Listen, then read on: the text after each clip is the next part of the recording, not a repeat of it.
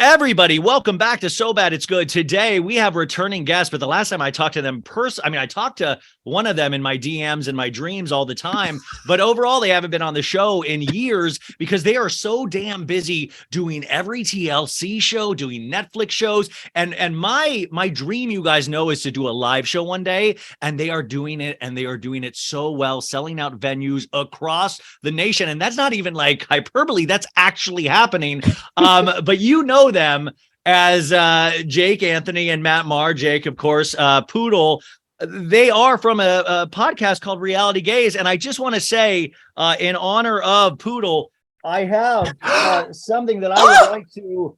I am a part of Poodle's playpen, and I'm ready to He's wearing a pup mask, y'all. He's wearing. And by the way, do you know how hard it is to actually go into places like the Pleasure Chest and ask if you know what a pup mask is? Because I did not know what the F a pup mask is. And everybody's like, you, by the way, I love my listeners too, because they're like, you gotta fuck them. I know you're straight, but you gotta sleep with them. And I'm like, I'm willing to do what it takes. It's so sweet that you're pretending because you said hello to me as you left my bedroom this morning. This is why Poodle needs to be contained, everybody. Yeah, this is what's happened. Yo, for those of you, this is not video, but I just need to say, Ryan Bailey just had on a dog mask, and but a real. We'll get a group picture, but and he's wearing a backwards hat. He's wearing a backwards hat, so our listeners. And by the way, I'm wearing this kind of velour. I was like, what is sexy on me? And there's only so many. I got this kind of robish thing where I was like, I wonder if this will do anything. You're for like Poodle. SK from Love Is Blind. You're into the velvet. You're getting into your Seth Mark's hot younger brother. What's going on? I'm Seth Marks. I'm from Canton. I'm Canton, Ohio. I want you to put your foot in my taint in a bathtub. I'm sorry. I have been very outspoken that if I was drunk one night in a bar and Seth Marks tried to pick me up in a Canton bar as a townie, I would totally sleep with him. And y'all, he sleeps with lots of Canton townie women. Let's be honest. It doesn't even seem like you would need to be drunk for that. I wouldn't. To happen. I wouldn't. No, there's something about Seth Marks. I feel gross about it. I'm aware. I know, because I know even at our live show, we did a live show of SLC. And I said, who else wants to fuck Seth Marks? And a woman in the back went, me. Yeah, I'm not the only one. Wait, oh my God. By the way, we know Meredith wasn't at your show, so it wasn't her, because I don't even think Meredith wants to sleep with Seth Marks. No. Don't you ever get that vibe? Like she's just playing along? I think she contractually gives him fellatio. I think she loves him, but it was because she's had so much Botox. I think she was trying to give him a come hither look in that bathtub. And I actually thought she was about to eat him. Like just by the look on her face.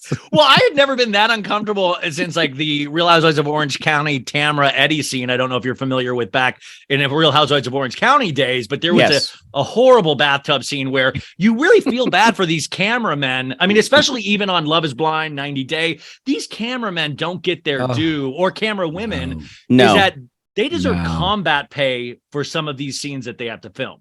No, this is a 6 foot tall grip named Glenn in blacks, eating a banana. Oh, yeah. Think about this, Ron Bailey. Someone had to film Mother Debbie having sex. But that's what I always say. Imagine going home to your family that night and you're like, the son's like, Dad, you look pale as a ghost. What happened? And he's like, I had to watch this lady that hadn't had sex in a bit. We'll talk about this on Single Life on your show, because this is going to be a pod crossover. We're going to talk a little bit here, and then you're going to go directly over there, and it's going to work out perfectly. I wanted to start with you guys. It's a group thing. Stop your it. dream Stop is it. Stop it. By the way, Mattie's like, I do not bring me into this at all. Yeah. Love Is Blind. Why are they legally allowed to do this show? Like, I'm not for big government. No, but I'm not for big government, but don't you think the government needs to, like, none of these people should be issued marriage licenses at all just for wanting to be on this show? No, it's true gladiator entertainment. It is Coliseum, feeding Christians to the lions. We're here and I love it. And I do love it. I do It's love very good. It's very good. This has been the best season. It's also been the cruelest season to the contestants. Wait, guys. This is an actual headline from BuzzFeed today. Love is Blind is for absolute masochists and people who hate other people. They're not wrong. They're not wrong. I'm like, what a beautiful headline. That was I'm a masochist great. and I hate other people, so it's perfect. That's true. I like people, but I'm like Darcy. They're awful. I'm like Darcy. I love love. Well, the thing about Love is Blind is the concept is endlessly fascinating. That because most people say I could never do that, and then there is one person like, but maybe I could do that. So it takes you back to your fairy tale roots of maybe someone wouldn't care what I look like. Yeah. As soon as you put the real world in there, that's when things go awry. And then you have the cameras on them 24/7, and you maybe not give everybody in the cast a full psyche eval. And then your family, like this is the part that I don't get to. Just on top of the shame of actually doing this, you then bring your family members in that you've known your whole life, and you're like, no, I'm not crazy, mom and dad. I actually just put myself in a booth and like, wouldn't you pay extra, you guys, for I want all the transcripts from the pods. Like, give me all of it. Yeah. Like, do you think there was ever a time like where they described like, oh, well, I'm like 7 inches flaccid. I'm like, totally. Do you think they ever do things like that and we just don't get to see it? Can you put the imprint of your dick against the wall and I can see it through the light? Through the yes. Could you do a thumping sound? Like, okay, yes. That sounds thick. That sounds girthy. I would, if they did like on Big Brother, if they did Love is Blind After Dark, I would get no sleep. None. I think what you're saying is the show is very, very fascinating, and I won't be able to stop until the government comes and intervenes and says you can't do this to people anymore. I'm like, true. I love that the government is so up everybody's like healthcare and all that. This is the shit they need to be paying attention to, because I feel like this is potentially the real evil.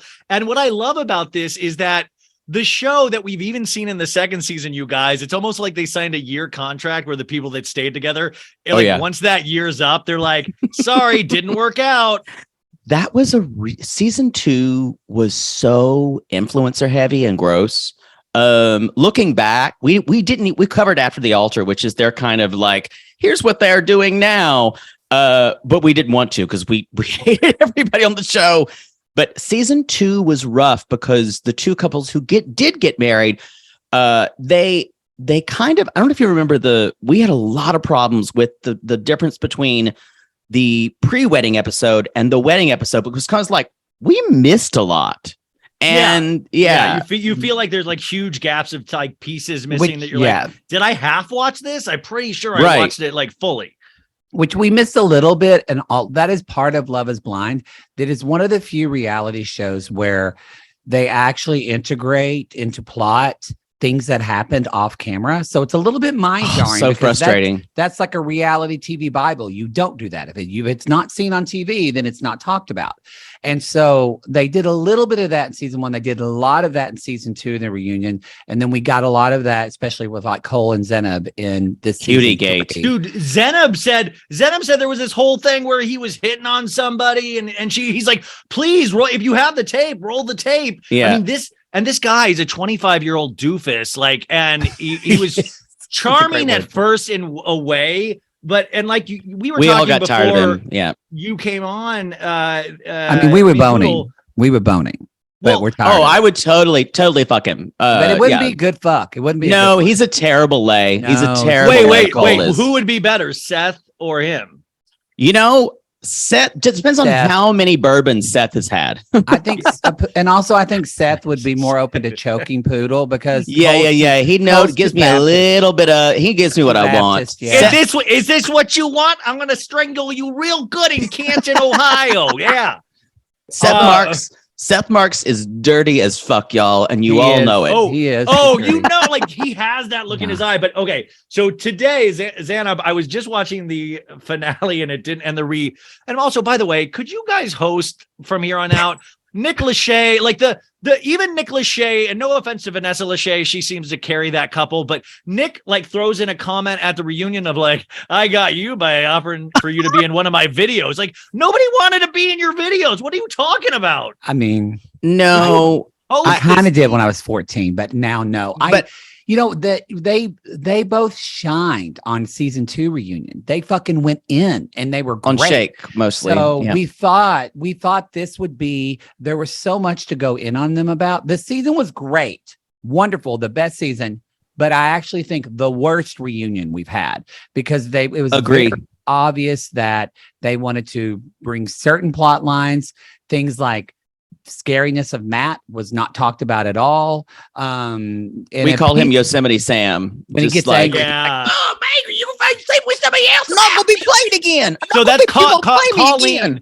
Colleen is a ballet dancer, and Matt had some rage issues, and there was just one moment they kept hitting where the charming 25-year-old guy said, "I find you attractive," and she was like, "Yeah, if I ran into a bar, I think you were attractive," and then that blew up into some insanity. Yet they still chose each other. Yes, exactly. So. And they didn't address that at all. Yeah. No, they didn't address that. Are you safe, Colleen? Like they didn't even address that at all. Seriously, she was sitting there like a Stepford wife. She was. She looked she looked like she had been trained. It was scary. Yeah. May I read you something theatrically from the internet today? This is just 6 hours ago. I know you've already read it, but the listeners might not have. How do you is Zanab? Or I'm so hard with my Zanab.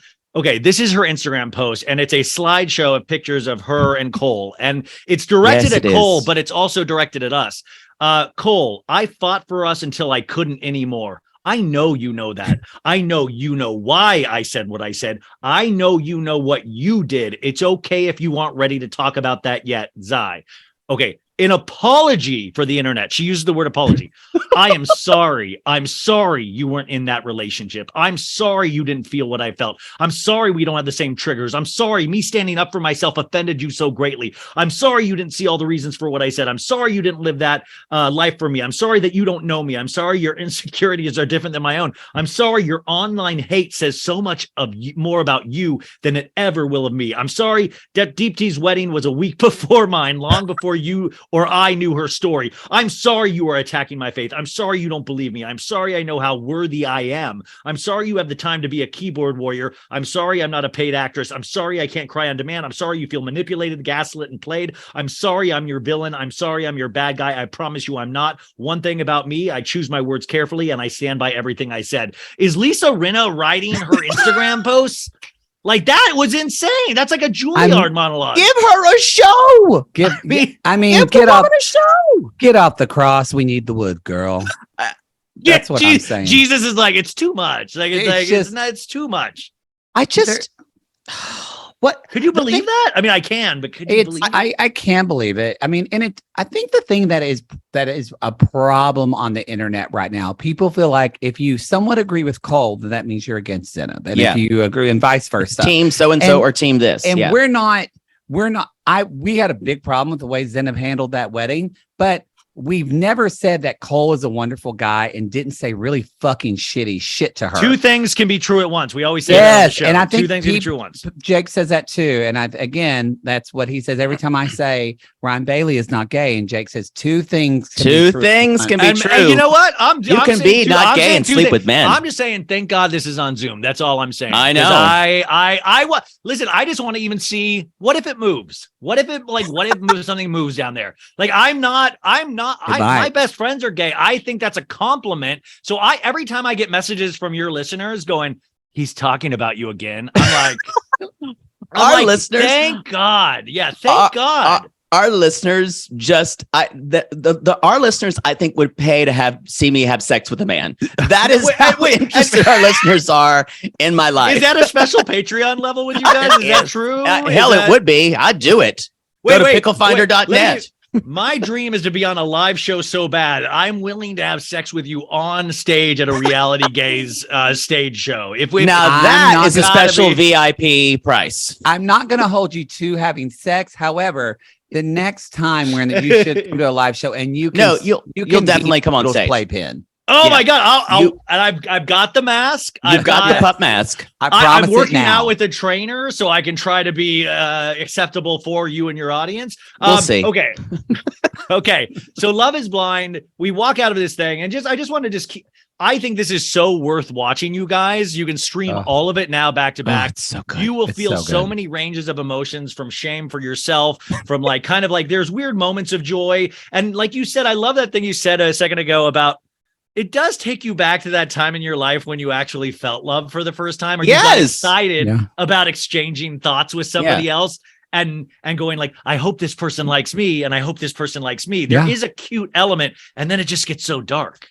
It gets so dark. And we've had several actual couples said they end up watching this with their boyfriend or husband. I mean, or same sex, but couples. But let's be honest, most of our listeners are women. And so, but they're watching this though with their husband because they said, we've had conversations as a couple that we never had because we were watching fucking Love is Blind. So I think it gets good, just messy people. Let's hit on relationship things. Couples therapy. If a couples therapist recommends this for people, this is going to be I don't think that's on their list.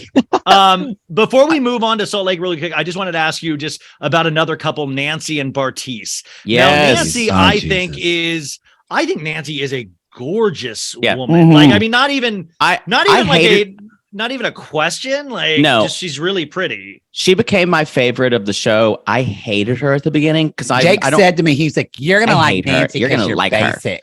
her. And I was right. You loved her, but I loved her by the end, mostly because I will say the conversation that Bartise and Nancy had about abortion and just about couldn't even handle it. We don't see conversations like that, definitely not on scripted television and rarely on reality television in that detail. And the fact that I'll never get over the minute of Bartise bringing up their conversation about abortion the first time she met his parents. I'll never forget about that, mostly because it just was. We talk about this on the pod all the time. Like, how do you love someone if you're going to treat them like that? How can you throw around the word love? That's what we say about Zenib. How do you love someone if you're going to do that at a wedding? But the thing about the abortion thing, I was so shocked that. Well, I wasn't shocked at all, but the reunion, they're like, these are important conversations. All right, let's move on to the next thing. Alexa, how are you? Hey, you farted in a plastic bag on episode 3. We all got a good laugh at that. Anyway, but that is funny how like, when it's a show this, I mean, it's not new. It's 3 seasons in, but that's why I think it's funny with the hosting. It's like not deftly or it's not handled in any kind of graceful way. It's all clunky. But I think for like people like us and even the audience, we watch these things so much and they don't count on the audience as being as sophisticated as we are that we pick up on BS real quick. But like, okay, this Bartise though, I don't see why. Okay, so Bartise has this conversation at one point about where he'd be more into Raven, and he thinks he's doing like his duty by being honest. He's like, I was being honest with you about finding her attractive. I should get points for that. First off, this dude, I thought I had a fly on my television this entire time. Turns out he has a big black spot on his nose that he can't get rid of. That is, no offense to noses or black spots on noses, but like, don't act like you're God's gift to anybody. When your hair, like, he's like probably like a 5'8" dude and his hair makes him 6 foot because they won't shave that down. And that girl is way better looking than him. Way better looking. Yeah, but he's got a thick dick, Ryan Bailey, and I'd let him dick it down till the sun goes down. So now this is where you jump in, Mattie. This is where I have horrible taste in men, y'all. Unfortunately, Ryan, we were really into him for like 2 episodes because we only saw dick. We were dickmatized. You guys see, that's what I hate. You just like my women friends, and I'm like, why are you guys don't see the bigger picture here? We see the bigger picture. Holy shut up. You want to get dick down, but you're going to get dicked over. And that's like the whole point. Boy. You read my book. I was going to say that dick is down and dicked over. Down and dicked over. That's we should collab on a holiday shirt with that. Also, by the way, one of you guys is a life coach, for the love of God. Like, this is it's me. Yeah. I'm a therapist. I should know better. There's no way this is Here's legal. The thing, Ryan Bailey. you can help other people with your lives, but ain't Oh. nobody who can help you with yours. Yeah, it's true. It's Okay, true. so Love is Blind has earned a season 4. I am so excited for the mess that we're going to probably continue to see this next week on I think social it's media. Seattle, right? Seattle is season 4. Seattle season 4. Oh, it's already in They the book. they I filmed believe 3 and they're- 4. I They believe filmed 3 they're- and 4 at the same time, or no, 2 Yeah. and 3 they filmed. 2 at and the 3 same at the same time. 4 is in, I believe 4 is in production currently, actually, and 5 and 6 have been greenlit.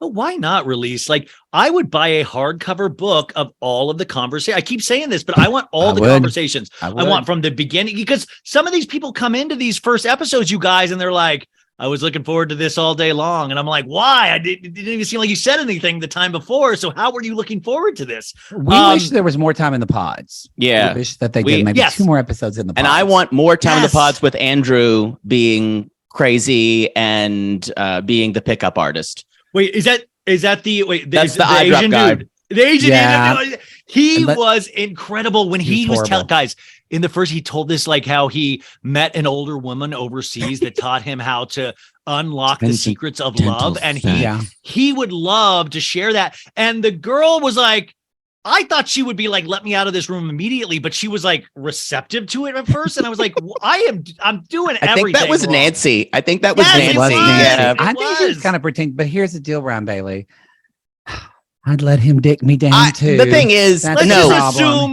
let's assume all of you guys are going to let every guy dick you down. Let's just assume that. strangely, I have higher standards on shows, but in real life, I don't.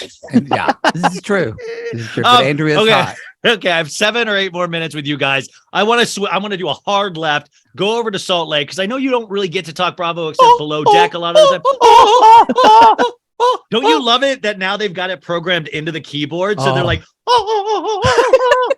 it's like when Ferris Bueller on Ferris Bueller's Day Off. Oh, was like, yes. So good. And they really leaned in on this choir episode. And Yes. y'all were talking about Seth, but I have to say, I know he's the most boring one, but I'm very attracted to John Barlow and his arms. Oh, I found him just so uninteresting. he would Yeah. cry. This whenever we had episode, sex. his jacket game this episode Oh, was it's top good. notch. He It's wore good. 2 separate sports coats that I thought really were very nice on I him. love that. I love that. Well, being musical theater performers and somebody with an appreciation for Broadway, and I do believe you will be playing your actual I believe reality gaze on Broadway will be a thing one From day. your lips to I'm God's not- ass.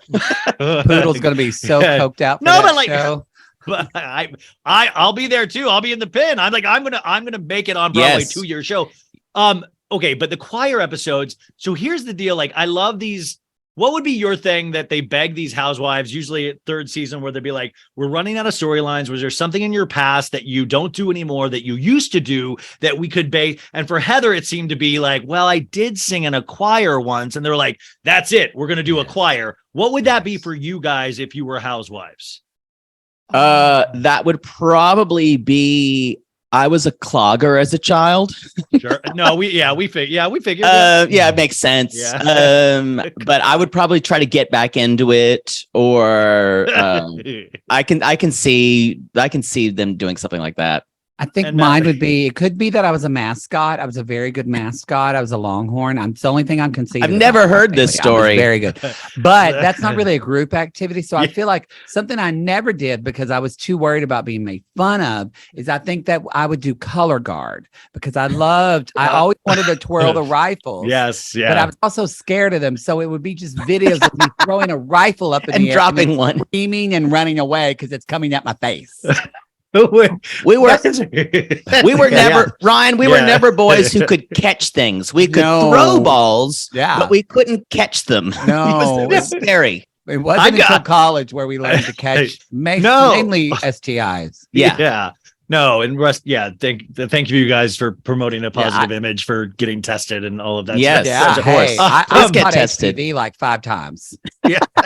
By the way, yeah, I was just the guy. Like, I could watch the hell out of a TV show, but I was like, how do you do that in a group activity? I would love on Salt Lake for one season. Like, what? Yeah. Well, mine was just, I always thought like I studied Shakespeare. Like, I would love to teach these ladies like Oh. a Shakespeare monologue. Could you imagine like a Friend's Roman countryman from Jen I want to Shaw? hear Meredith Could do you? fucking a Shakespeare monologue. Yeah. Whitney, You know? Whitney going. damn spot. Life. Toil, trouble, and boil. Cauldron bit and doesn't boil.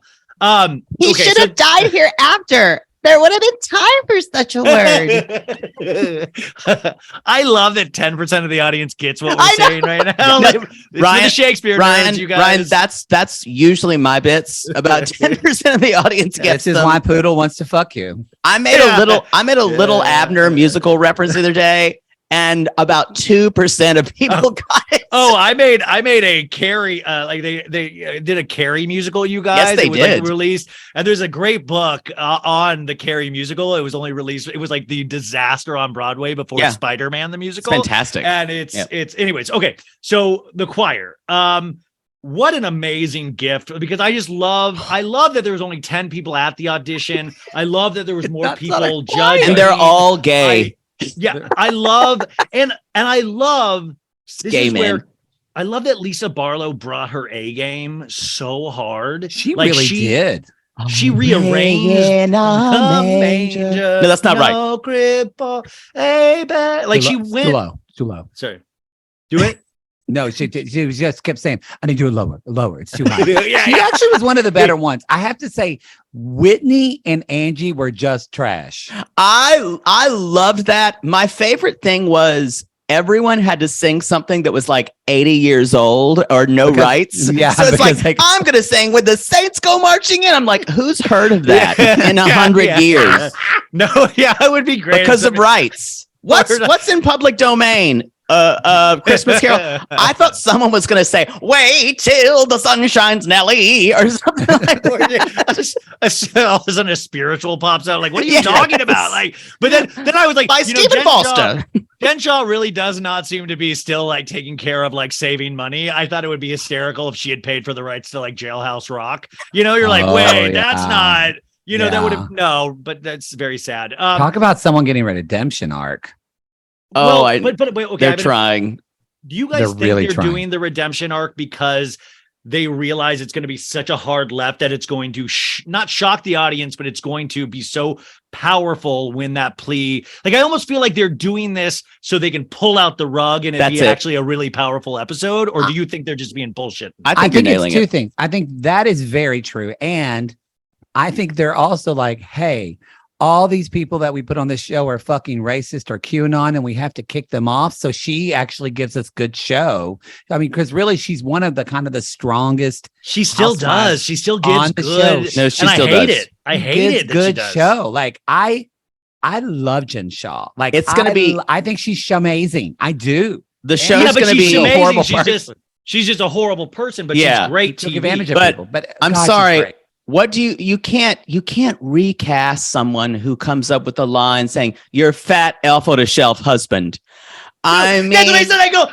I go. She's coming up with pearls when her whole prison life is on the line, and she goes, "You're fucking fat ass up." Like she's making T-shirts that unfortunately people are going to feel too guilty to buy because it's Jen Shaw, and like you're like, that was so great. And for an older 52-year-old man, because I see that's my future of making fake Instagram accounts. Like, so I was like, kind of like, oh, that doesn't seem too bad, but it's hysterical. And I gotta say, that's why I'm like, do not give up on Salt Lake, you guys. The ratings should be so much higher than they are. Are they not? It's only doing like a 0.6, 0.7 when like Beverly Hills was like a 1.3 or ended at a 1.4. Yeah, I think it's been since Mary left. The show doesn't have the same cuckoo bird level. And lastly, as we close up here, because we're gonna go switch over to you, Mary Cosby. Here's my idea. Would you support it? She's obviously not on this season, but what if we brought her back just for the reunions? She gets to watch the season. She gets to watch the whole season and just make comments on it along with the other ladies. She's not a part of her season, but she gets to talk about like, well, that's not a real choir. I have a real choir. That's a choir. I would love that. Mary Cosby, she's a terrible, terrible person. She's actually the worst person on the show, I think. Yeah. And that's saying like she is by far, she took the attention off of Jen Shaw. Like I remember not understanding Jen Shaw, what she did when she explained it to Andy at the reunion, but then they moved on to Mary and I completely spaced out. I was like, oh, Yes. Jen's fine. I'm going to go over this crazy person. So no, you can't bottle Mary. You can't bottle the magic that is Mary Cosby, unfortunately. You can't. But I think with 5 ladies, all 5 of those women are working overtime and it's great. So Reality Gaze, thank you so much for being on this show. You truly are, you really are actually heroes of mine and no joke. And I am going to fuck Poodle and Mattie. Yes, I hope you're, as long as you whisper, "You're my hero" in my ear the whole time. Wait, do I have to sing it like Bette Midler or is just you want it like verbally spoken? I'm quite Did verbal. you ever know that you're my Okay, hero? I'm turned on, so we need to leave. Yeah.